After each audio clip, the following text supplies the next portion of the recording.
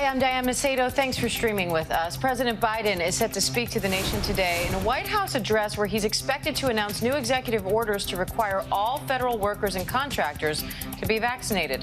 The president will also lay out a 6-point strategy to fight the Delta variant focused on vaccinating the unvaccinated, keeping the vaccinated protected, keeping schools open and kids safe, testing and mask mandates, economic recovery, and care for those who test positive.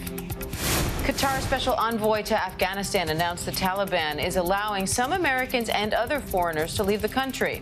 The Qatar Airways flight will be the first to fly out of the Kabul airport since U.S. troops left. Who exactly is on that flight and the number of passengers is unclear right now. The envoy says the airport in Kabul will be fully up and running and that hopefully life is returning to normal in Afghanistan. And tropical depression Mindy has weakened since making landfall in Florida last night, with sustained winds now around 35 miles per hour. The storm is forecast to move across northern Florida and southern Georgia today, bringing heavy rain to coastal Georgia and South Carolina.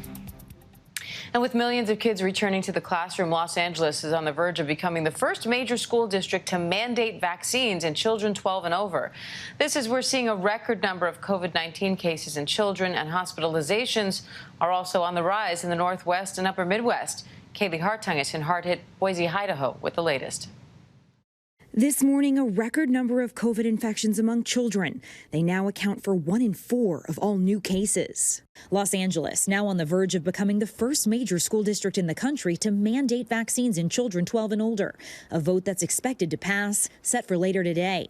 In Florida Wednesday, a judge ruling against Governor DeSantis and his ban on mask mandates, saying school districts can require masks while the case is being appealed. The teachers union reports at least 13 school employees in the Miami-Dade School District have died from COVID in the last 3 weeks. All of them were unvaccinated. Mask tensions rising across the country. In Tennessee, this video going viral of a teenager being mocked by anti-maskers during a county school board meeting after he referenced his grandmother dying. The former teacher at the Rutherford County School System died of COVID because someone wasn't wearing a mask. This is a very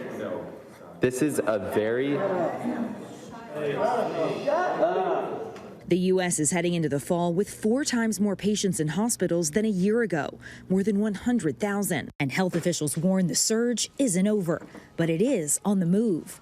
As cases and hospitalizations stabilize in hard-hit southern states like Florida, Alabama, and Mississippi, CDC documents show ICU hospitalizations are on the rise in the Northwest and Upper Midwest. Unfortunately, what we're seeing is this virus is now moving up into West Virginia, Ohio, and Pennsylvania. It's kind of spreading laterally north, east, and west. While in Idaho, one of the least vaccinated states, paramedics in Boise telling us nearly every patient with COVID symptoms they take to the hospital is unvaccinated. This COVID virus has been kind of like a really long mass casualty incident that just goes on and on and on. And so it's been definitely tough on my people. And Diane, here in Idaho, resources are exhausted, in large part because younger, unvaccinated people are overwhelming the system. But those paramedics and hospital staff here, they are determined to answer the calls for help, even though some tough decisions are having to be made about who receives care. Diane. All right, Kaylee Hartung in Boise, Idaho, thank you. And the, quote, trial of the century is underway for 20 men accused of carrying out the 2015 terror attacks in Paris, which killed 130 people. The attack was France's deadliest since World War II. ABC News foreign correspondent James Longman is in Paris tracking the latest on that trial. Good morning, James. Hi, Diane. Yeah, this is the largest trial in French history. 300 lawyers, 1,800 plaintiffs, and all happening here at the Palais de la Justice in central Paris. But inside that ancient building behind me, they've actually built a special courtroom just for this to happen. And security is enormously tight, as you can understand it. They're worried, really, about copycat attacks during this incredibly high-profile trial. Enormous amounts of police here, 1,000 of them actually on guard. Up and down this road behind me, police van after police van. So you can see that kind of security is massively tight. All this, of course, dredging up very painful memories, not just for Paris, but for the whole of France. November 2015 was a very, very dark day indeed, when 10 masked men stormed a football match. They also went to cafes and restaurants here in central Paris, armed with assault rifles, shot people in the streets, out enjoying their evening. And at the Bataclan Theatre, they also killed a large number of people. 130 overall died that night, and more than 400 were injured. It was absolutely horrific. And along with those people who died, 9 of the attackers either blew themselves up or were shot to death by the police. But one of them made it out that night, Saleh Abdeslam, and he went on the run. He ended up in Belgium, in fact. He threw away his suicide vest and was gone for 5 months before finally being arrested. He is now finally on trial. It's justice that the victims, the French, want to see done. He's appeared here in court and he's already made quite a scene in the dock, shouting at the judge, saying that he doesn't believe in the whole process, saying that he is still a soldier of ISIS. He's complained about the conditions that he has been kept in. I think it must be very difficult for the victims who are here watching this process to listen to. They're going to have to listen to it for the next 9 months. In fact, it's going to be a long, drawn-out process. But finally, the French are seeing justice done for those November 2015 attacks. Diane? All right, ABC's James Longman in Paris for us. Thanks, James. And we're learning more about opening statements in the trial of disgraced Theranos founder Elizabeth Holmes. Once named the youngest woman self-made billionaire in the world, Holmes is now facing accusations her blood testing company was a scam. Rebecca Jarvis was inside the courtroom in San Jose and has the latest. Hi, Rebecca. Diane, it started with a line over a block long coming out of this courthouse. Spectators and media from all over the world showed up to just get a look at the infamous dropout, Elizabeth Holmes. Now, the government laid out in its opening statement their case in very clear and simple terms, the areas in which they say Elizabeth Holmes misled and lied to investors, patients, and doctors. The defense, on the other hand, painted Elizabeth Holmes as an ambitious, hardworking woman who tried very hard to make her technology work and made mistakes along the way, but didn't commit fraud. They also did raise some of the abuse allegations without going into major depth. And one of the things that captured a lot of attention yesterday online was this picture, 3 young women outside of the courthouse, very much resembling Elizabeth Holmes. Well, I was inside of the courthouse, sitting right next to this group. They were part of the friends and family entourage of Elizabeth Holmes. During one of the breaks, I saw them joking with Billy Evans, Elizabeth Holmes' partner, and many other members of Elizabeth's family. Diane? All right, Rebecca Jarvis, thanks for that. Coming up, we have an ABC News exclusive interview with Senator Amy Klobuchar, who just revealed her battle with breast cancer. Find out why she says her faith has been renewed. We'll also speak with ABC News Chief Health and Medical Editor Dr. Jennifer Ashton. Hear what preventative measures you can take to decrease your own risk when we come back.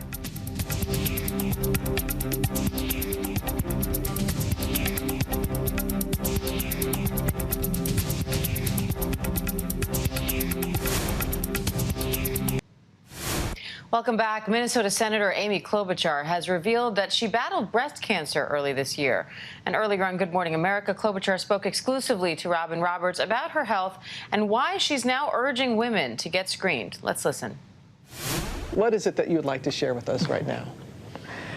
Well, thank you. Thanks, Robin. And that is that earlier this year, I found out I had breast cancer, routine mammogram, something I'd put off during the pandemic, like so many others. And I found out that I had cancer. And it was stage 1, and they were able to remove it. I had radiation in May. And now they tell me that my chances of getting cancer again are the same as any average person, which is great.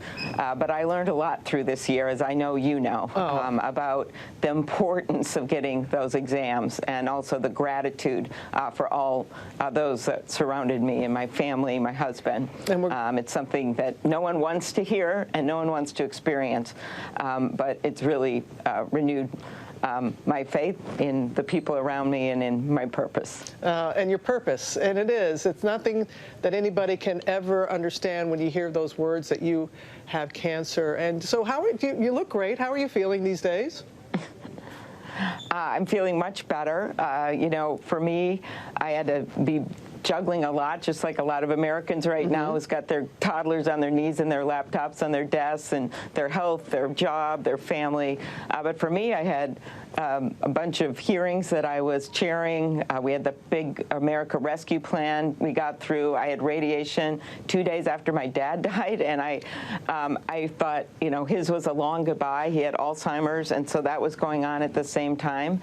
And it really, my husband taking me to radiation, these are my memories. I'm sure you have yours when you were battling this, but my husband getting up early, taking me to radiation, my daughter's phone calls, the nurses at the Mayo Clinic giving me a red, white, and blue mask when I got done with radiation, the perfect strangers, because I had to keep lugging my suitcase back and forth between Minneapolis and Washington, who would, not knowing I had cancer, you know, we're all wearing masks, not knowing who I was, would be like, can I put that suitcase up for you? Because you're not supposed to lift things after surgery. So it's just a lot of people helped me get through this, and I learned every day is a gift. It is a gift, and it just, as you said, about purpose and just an understanding of why something is placed in your path and what you're supposed to learn and share, which you're doing right now. And as you admitted, like so many during the pandemic, put off a screening. This is part of the reason why, because you did that, and it's part of the reason why that you wanted to share with people. And what is your advice to folks? You know, right now, thousands of women have undetected breast cancer.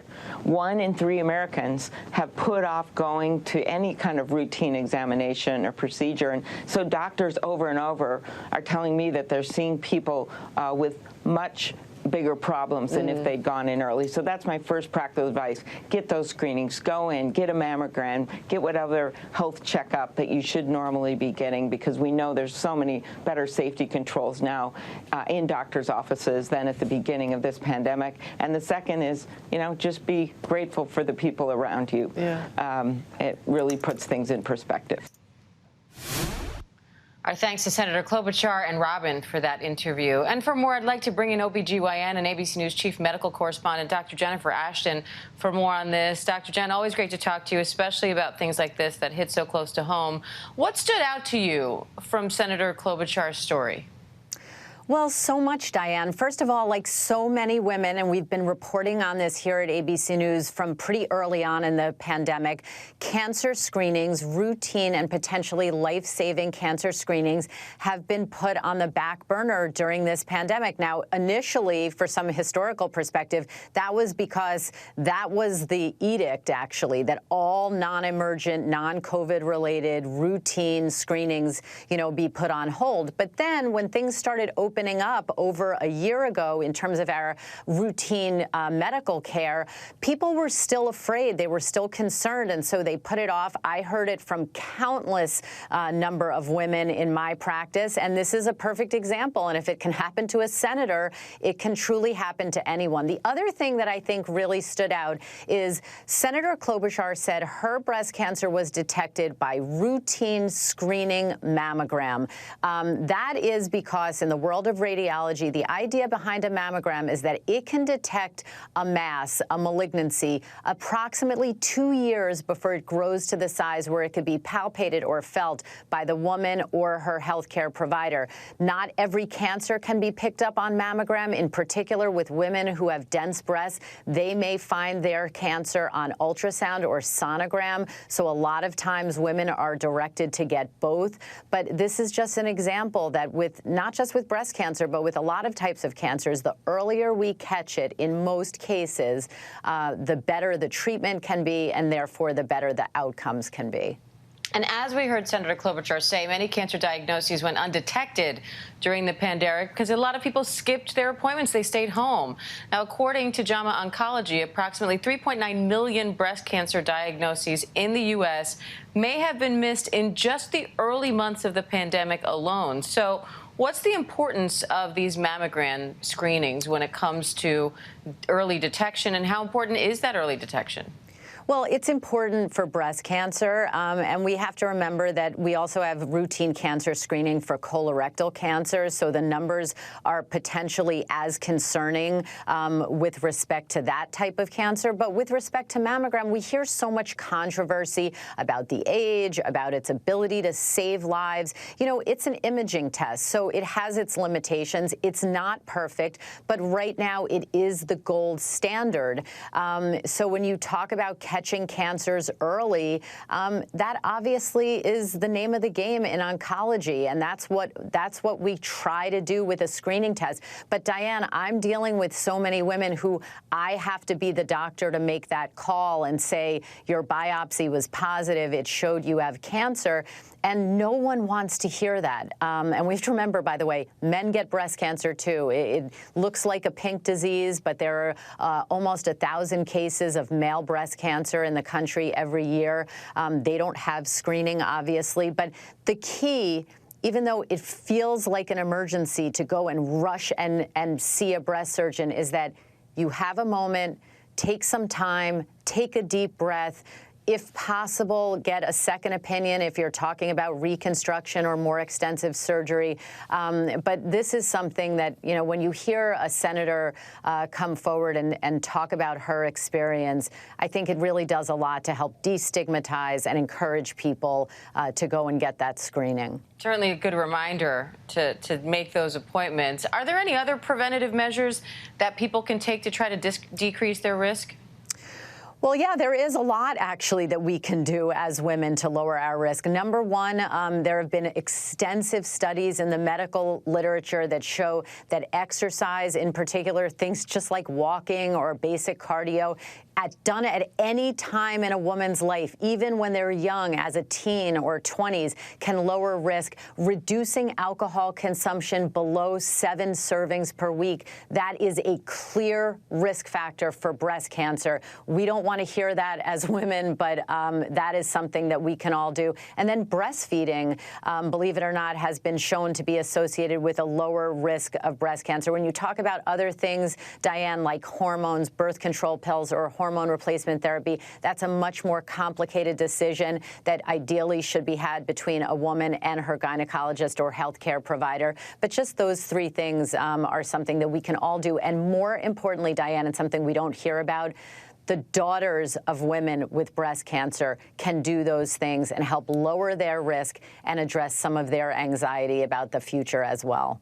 Now, on the alcohol thing, can you save all those drinks during the week and then drink them all on the weekend? No, you can't, just like sleep. But, you know, just to that point quickly, Diane, you know, I deal with a lot of women who are so concerned with hormones and breast cancer risk. The risk with hormone replacement therapy, for example, is 1 additional death from breast cancer per every 10,000 women. So it's a slight risk, but no woman wants to hear abstain from alcohol completely. That will lower your risk more. And it's something that, you know, we all have to dodge this bullet. We all have to make these decisions for ourselves. Obviously, your individual family risk factors come into play. But it is important that there are things we can do to help lower our risk. It was worth a shot, Dr. J. Always great to have you.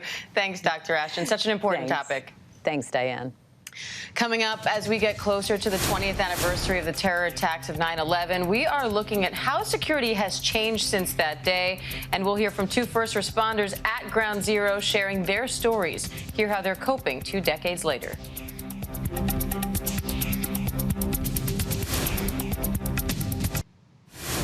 Welcome back. As we near the 20th anniversary of the 9/11 attacks, we're taking a look at how much that day impacted how our country operates now. Many security measures have been implemented since then, but are we safer today? ABC's Alex Porcher has the latest. In the 20 years since the 9/11 terror attacks, air travel and security have changed drastically. In fact, before the attacks, there wasn't even TSA.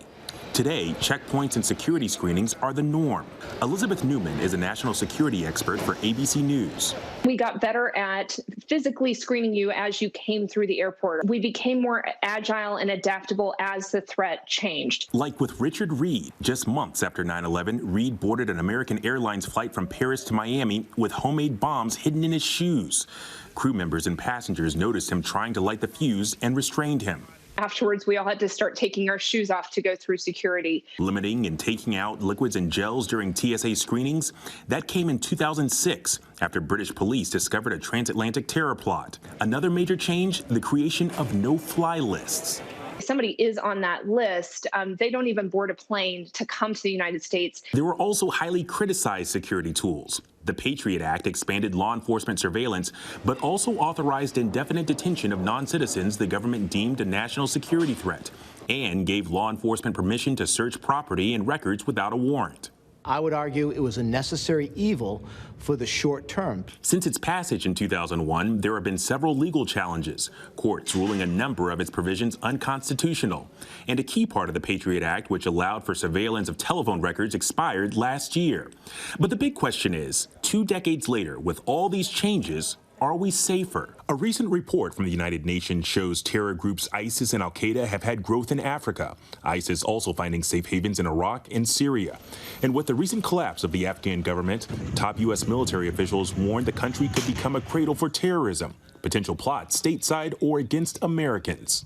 Experts telling us a key will be remaining vigilant. So the challenge in the space that we're in 20 years post 9/11, terrorism budgets are on the downslope. They're not increasing, they're decreasing. The workload hasn't decreased. Alex Porcher, ABC News, Washington. All right, Alex, thanks for that. And joining us now are 2 9/11 first responders, Gary Smiley, a retired FDNY rescue paramedic, and Dr. Porcher, a former NYPD sergeant. Gentlemen, thank you both so much for joining us today and for your heroic actions on that day. Thank you. Thanks for having us.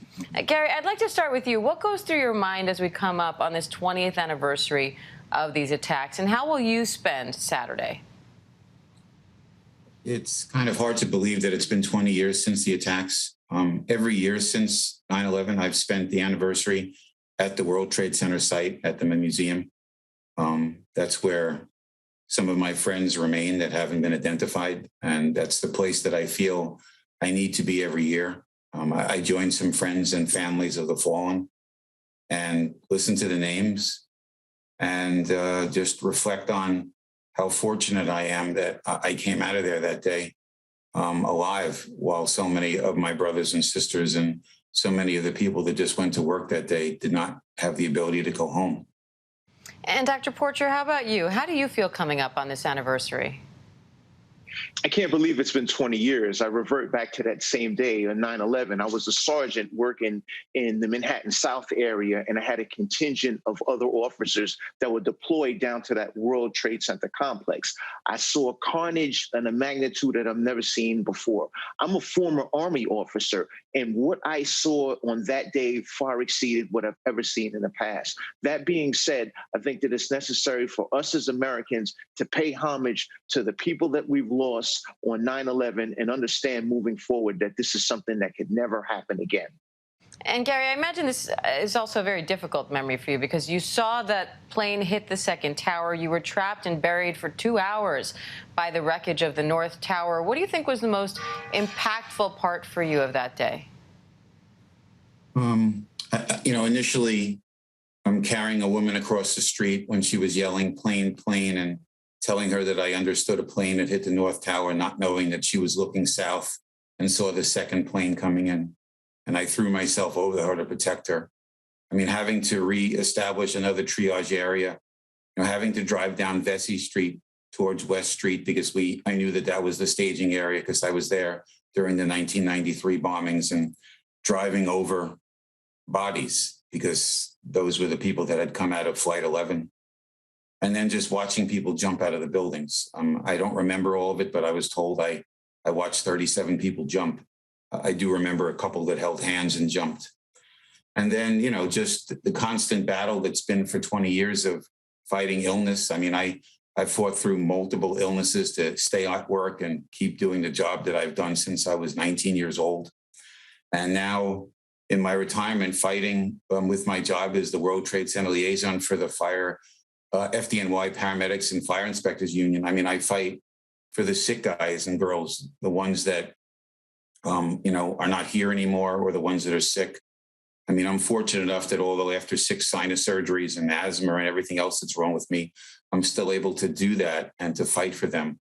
I mean, I survived the collapse of the South Tower, the North Tower, being buried, being in the hospital. So I owe it to these men and women to keep their memory going. And by that, fighting for those that are still alive, that are sick, to make sure that they are taken care of. The biggest issue we have right now is the fact that the NYSERS pension system in New York City denies 70% of my FDNY EMS paramedics and EMTs their disability pensions, when on the fire and police side, the denial rate is less than 18%.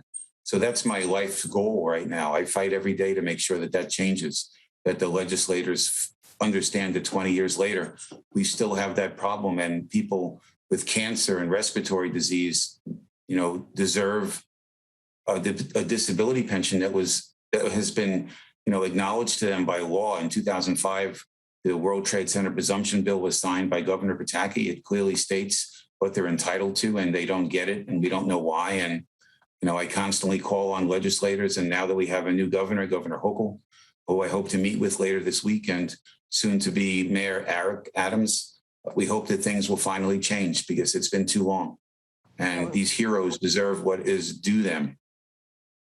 They sure do. And we know it was a big step when Congress approved funding for the continuation of that 9/11 Victims Fund. But of course, clearly, still more work is left to be done here. Dr. Porcher, I know that you, when the towers hit, you were tasked with commandeering city buses, having citizens exit the buses so you could get officers down to the World Trade Center. You were also close when the towers collapsed as well. So what sticks out to you about that day and where you are now?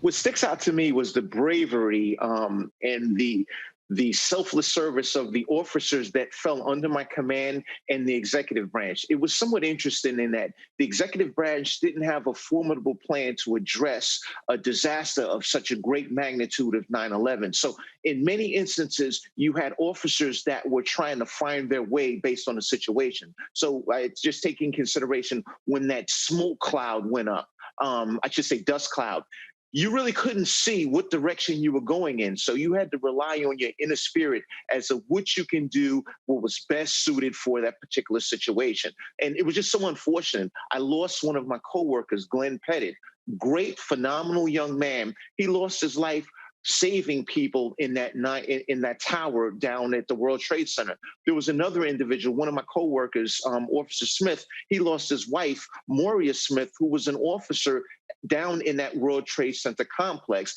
And there are many videos that have been placed or erected that show her saving people, putting her life on the back burner and putting the common citizen's life in front. That being said, as we move forward, a lot of officers experiencing post-traumatic stress disorder. Fortunately, we've had the Zadroga Act that's come in to assist 9/11 responders. But as we move forward, I think that we need to understand that this was a catastrophic incident that can never happen again. And fortunately, we have bifurcated our security in two components, meaning the physical man security that maintains that omnipresence at locations that can be potential terrorist targets, and the technological innovations such as the camera systems that are lining the downtown area of Manhattan. I think that puts us in a better place, and we're now in a more proactive space as opposed to reactive. All right, Gary Smiley, Dr. Darren Porcher, again, thank you both for sharing your story with us today, and thank you both for your heroic actions on that day 20 years ago. Thank you so much for having us. Thanks for having us. So much. It's our pleasure. And as America reflects on the 20th anniversary of the 9/11 attacks, ABC News and ABC News Live will have live coverage.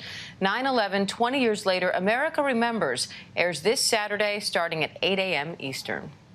And that does it for this newscast. I'm Diane Macedo. Thanks for joining us. And remember, ABC News Live is here for you all day with the latest news, context, and analysis. I'll see you back here at the top of the hour. Stay safe, everybody.